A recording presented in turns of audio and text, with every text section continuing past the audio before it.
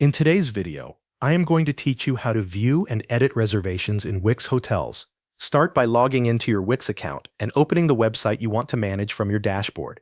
Once you are inside the correct site, click Design Site to enter the editor for that website. After the editor opens, go to your Book Online page. This is the page connected to your booking tools and where you can access the service management options for your site. On that page, click Manage Services. This will take you into the Wix Bookings dashboard, where you can review and manage scheduled appointments and reservations. Inside the dashboard, open the booking calendar. The calendar shows all of your current bookings in one place, which makes it easy to find the reservation you want to update.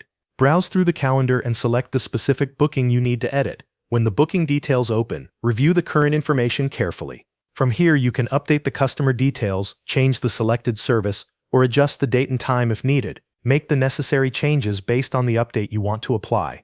Once you are done, save the booking so the new details are recorded. After saving, return to the booking calendar and confirm that the updated reservation now appears correctly. This is a good final check to make sure the changes were applied as expected.